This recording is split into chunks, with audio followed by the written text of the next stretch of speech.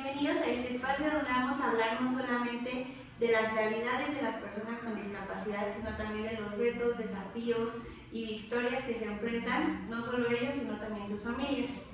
Este espacio es en colaboración con Educación Especial Más y vamos a buscar hablar más desde este punto de vista humano, en el cual veamos a las personas y que no nos perdamos hacia otros modelos que se habían estado manejando.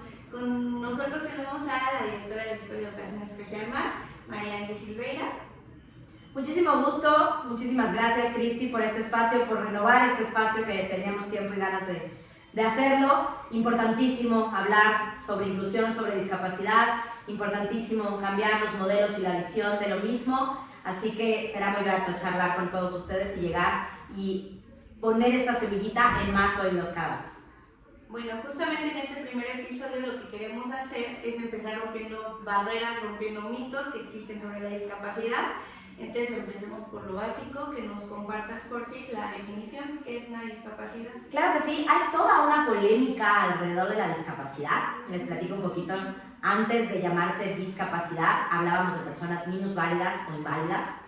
Y la discapacidad tuvo todo un boom porque la etimología parecía que era diferente o disminuida. Y entonces de ahí provinieron muchos términos como las capacidades diferentes, como las capacidades especiales, y nos damos cuenta que justamente se enfoca en la diversidad de capacidades que puede tener cada persona. A mucha gente le da miedo hablar sobre la discapacidad, a muchos papás les da miedo decir mi hijo vive con una discapacidad o incluso yo vivo con una discapacidad. Se confunde mucho con enfermedad. Acabo de platicar con un amigo que tuvo un accidente cerebrovascular y me decía, es que ahora que estoy enfermo. Y platicaba con él, la realidad es que no, estás enfermo, vives ahora con una condición de discapacidad, vives ahora siendo un usuario en silla de ruedas.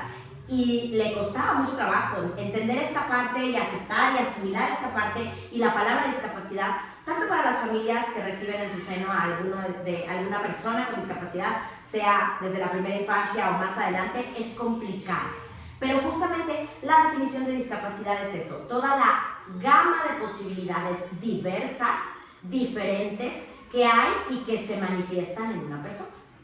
Muy bien, justo creo que estos términos, capacidades diferentes o que son especiales, necesitan una educación especial, etcétera, son términos que todavía se utilizan mucho. Muchísimo. Y que justo para eso es este espacio, para que lo hablemos y lo cambiemos un poquito. Por supuesto, y mucho, porque de verdad que cuando hablamos de capacidades especiales, híjole, pues a menos que vuelen, se teletransporten, pues capacidades especiales tenemos todos, ¿no? O sea, los que tocan el piano tienen la capacidad especial del piano, los que tocan el violonchelo tienen la capacidad del violonchelo, hay quienes tienen una capacidad de hablar, hay otros que tienen una capacidad muy amplia de escuchar, todos tenemos capacidades diferentes, entonces eso no diversifica lo que una persona con discapacidad vive día a día. Y el mismo término resulta segregante, ¿sabes?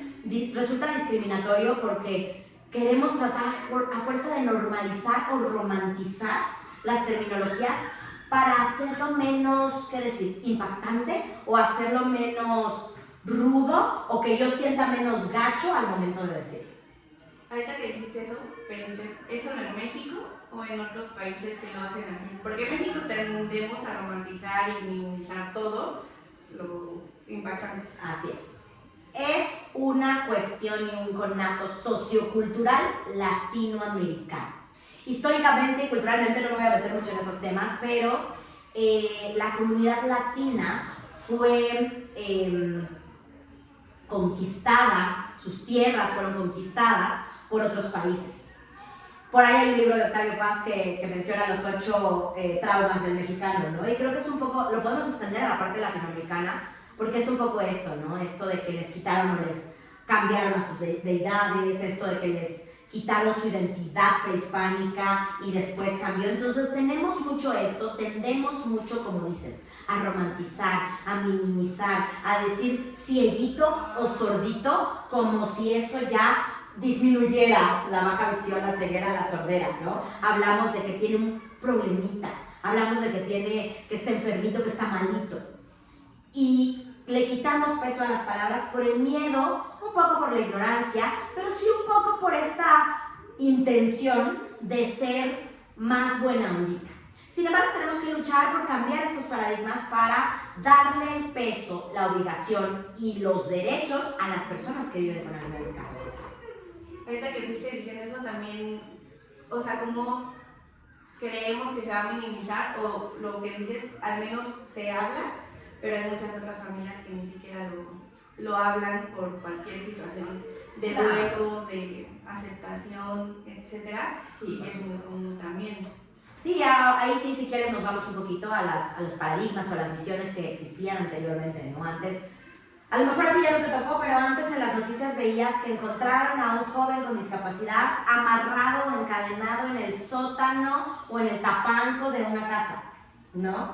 Y era esto, los ocultaban, los segregaban. Todavía me toca o conozco familias que tuvieron hijos o tíos con alguna discapacidad, pero no salían a las vacaciones, se quedaban a cargo de una cuidadora, nunca fueron a una escuela, no salían a las calles, uno por la accesibilidad, que si ahora es poca, antes era nula. Entonces, sí, claro, por supuesto, antes vivíamos en esta visión que históricamente se conoce como visión de exterminio, que si bien no era terminar con ellos, era dejarlos morir o dejarlos ahí segregados por completo. Esto no es tampoco que sea mala onda. En las tribus y antes en las manadas de animales, así era.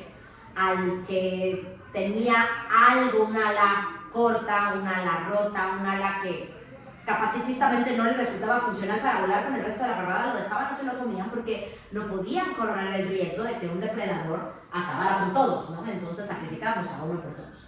Esto se repite en Auschwitz, esto se repite en varios procesos históricos, pero es importante considerarlo porque antes no aparecía y por supuesto, sí, tienes razón, no solamente se romantizaba, se ocultaba. Nadie hablaba de eso, incluso hay familias y hace 50, 40 años, había familias que nunca supieron que en su linaje existió alguien con discapacidad.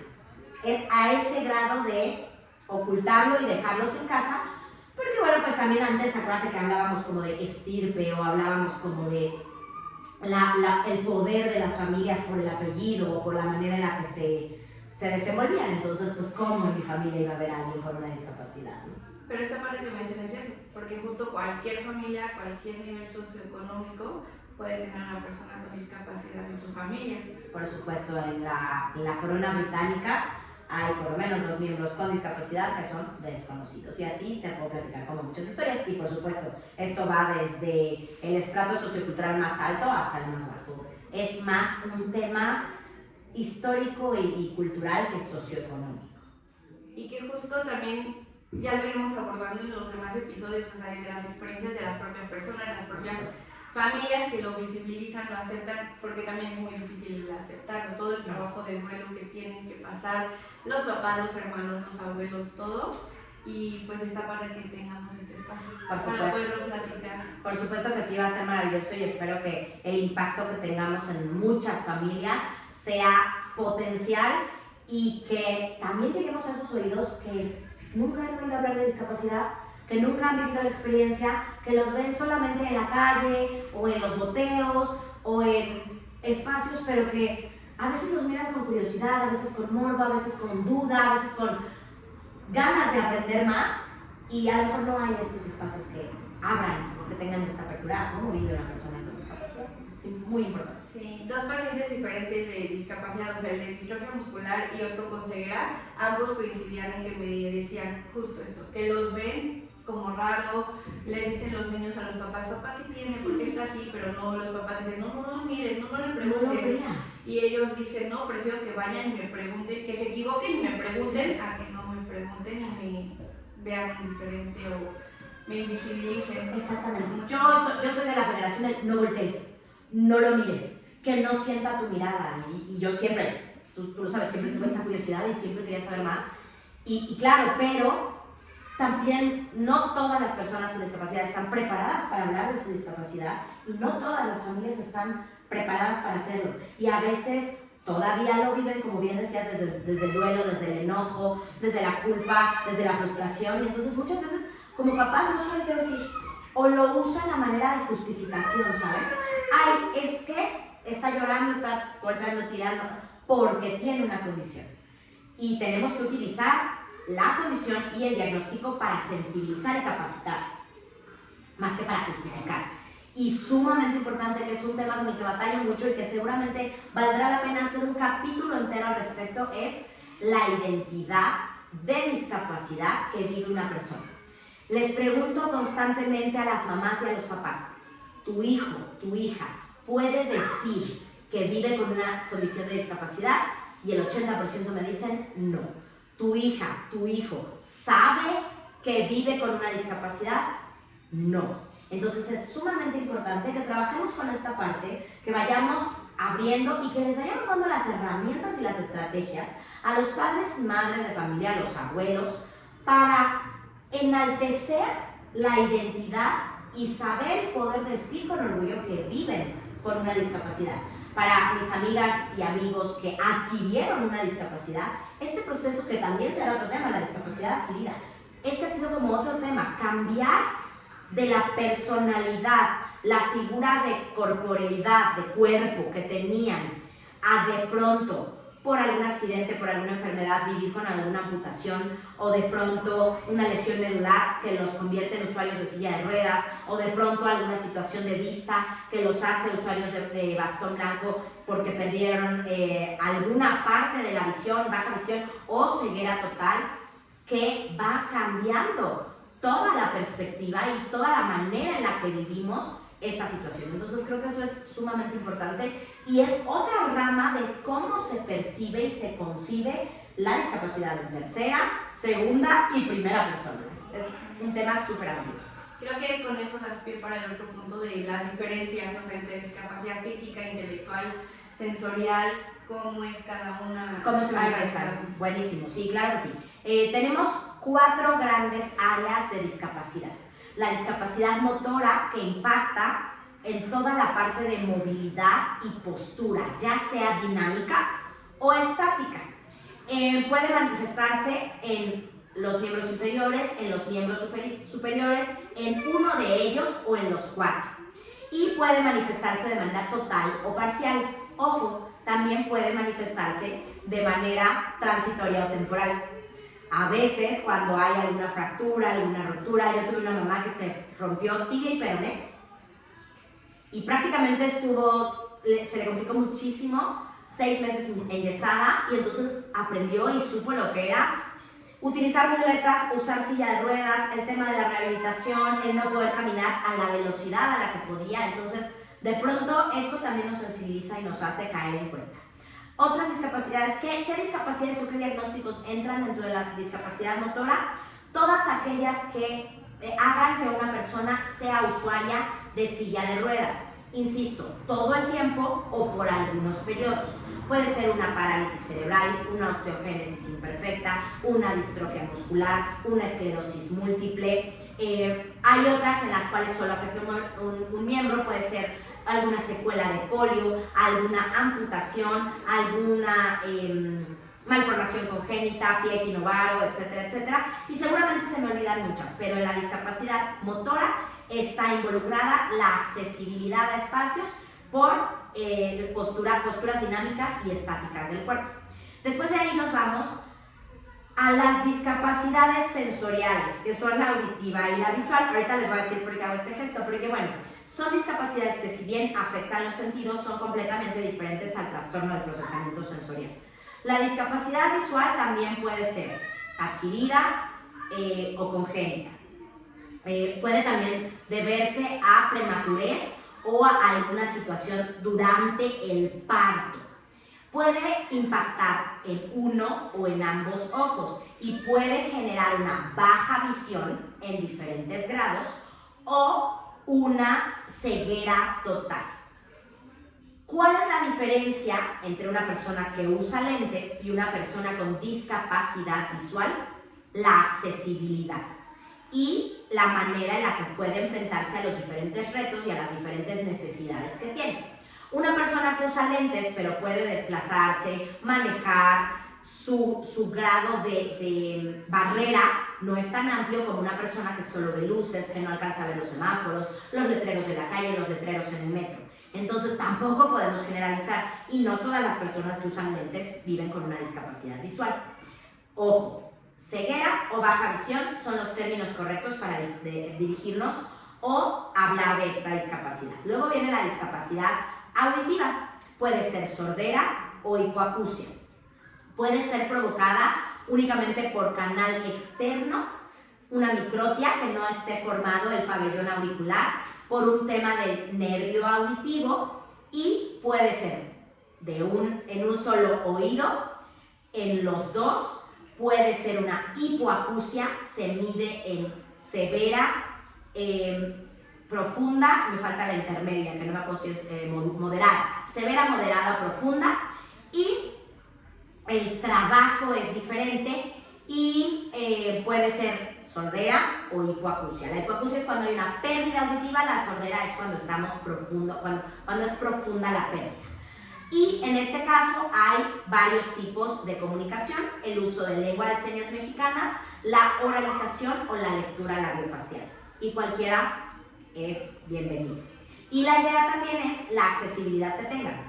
Y el acceso a la educación, el acceso al trabajo, el acceso a la sociedad. Eso es lo que marca las barreras en la participación de una persona. De ahí nos vamos a la discapacidad intelectual, que es sumamente amplia, que puede involucrar diagnósticos como el síndrome de Down y puede venir correlacionada o acompañada de algún otro diagnóstico, o puede venir también sola. La discapacidad intelectual es todo un tema. Antes era conocida como retraso mental. Este término ya no es vigente. Y también se mide de limítrofe, moderada a profunda. Sin embargo, el diagnóstico de discapacidad intelectual va muy ligado al coeficiente intelectual, y una realidad es que medir el coeficiente intelectual de las personas no es tan sencillo como medir el aceite al carro. Implica una serie de baterías, protocolos, observación y pruebas que muchas veces no están estandarizadas en población no verbal o en población que vive con alguna otra condición de vida. Entonces, el diagnóstico de discapacidad intelectual es particularmente complejo y ahora lo buscamos evaluar por medio de habilidades adaptativas. Y medimos también la discrepancia entre la edad cronológica y las habilidades que pueda desempeñar a nivel escolar, o sea, el rendimiento escolar versus la edad cronológica. Todavía este diagnóstico está en evolución, pero esa es la discapacidad intelectual. De ahí me voy a la discapacidad psicosocial. Es diferente a una enfermedad mental, que es un trastorno crónico como la ansiedad o la depresión.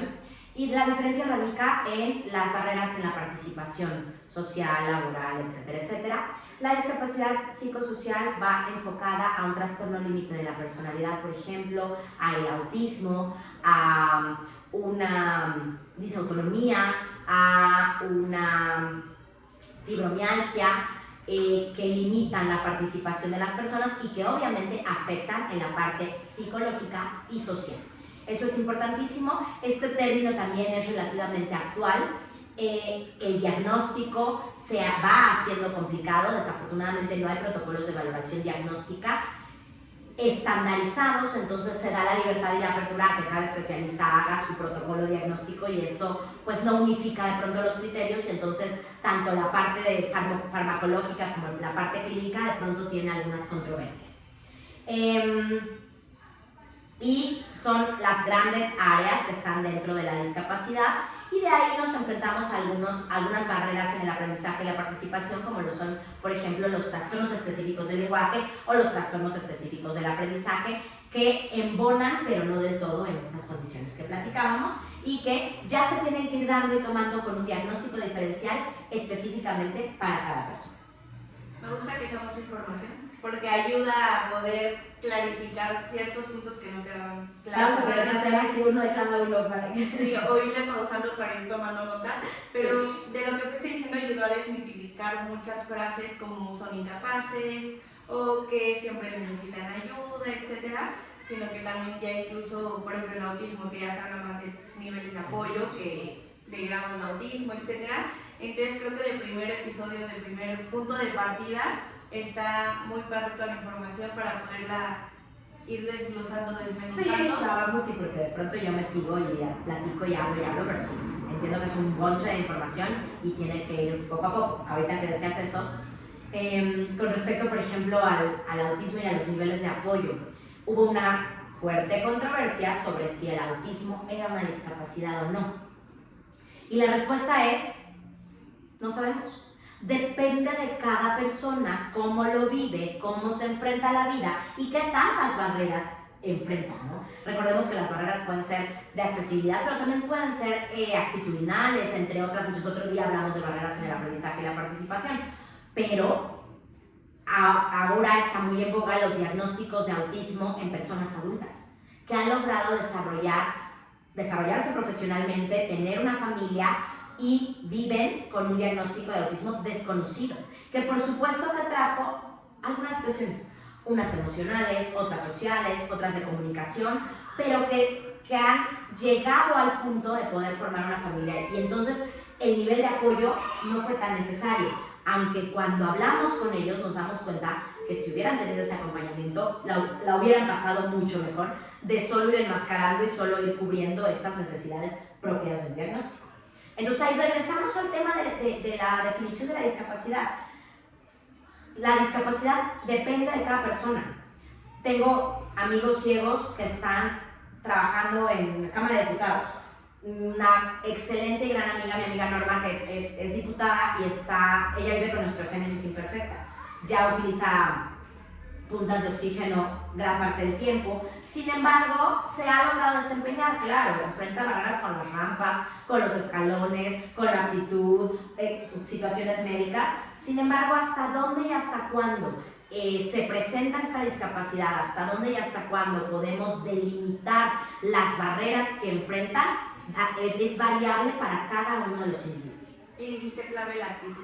O sea que está padre porque justo damos pie a que ahorita es muy teórico, van a haber episodios muy teóricos que vamos a informar, pero también van a haber episodios de la historia de la persona que vive con esa discapacidad, que van a ser como las secciones que vamos a estar manejando, y también para no solo informar en este espacio, sino también sensibilizar muchísimo a todas las personas, sea que vivan o no con una discapacidad, tengan familiares, amigos, conocidos o no, o les interese simplemente conocer. Que simplemente en el momento en el que se topen, porque en algún momento de su vida se van a topar con una persona con discapacidad, sepan responder, actuar de una manera más empática y más respetuosa. Y acuérdense que todos tenemos un boleto, un pase hacia la discapacidad, porque todos vamos hacia la vejez y también cada quien la va a vivir diferente dependiendo del estilo de vida que tenga. Pero sí es bien importante tomar en consideración que necesitamos estar atentos y saber cómo vamos a ejercer la labor de cuidados con nuestros papás, con nuestros abuelos y con nosotros mismos, y hacia dónde queremos llegar. Entonces, ¿qué queremos hacer cuando veamos a una persona que vive con una discapacidad en la calle, en el súper? ¿Qué tanto vamos a juzgar a esa mamá que está tratando de levantar a su hijo en el súper porque está en una crisis que nosotros decimos es un berrinche, pero no sabemos si es una crisis sensorial, conductual, no sabemos la parte emocional que vive la mamá, el niño, el contexto? Entonces, ojalá que este tipo de información llegue a muchos oídos y cambie muchas situaciones y muchas maneras de ver la vida. Y sobre todo, para terminar con la frase que he mencionado que me gusta, de que la inclusión deje de ser un tema y sea más una realidad para todos. Entonces, muchas gracias por platicarnos ahorita y por abrir este nuevo espacio, un nuevo canal, nueva colaboración con la escuela para que podamos visibilizar más. Gracias a ti, al contrario, por hacerlo posible. Proyecto que teníamos hace tiempo, pero que hasta que llegó Cristi con nosotros lo estamos haciendo, y ahora sí le vamos a dar consecutividad. No se va a quedar en 3 episodios, lo prometo. Muchísimas gracias a todos. Nos vemos prontito.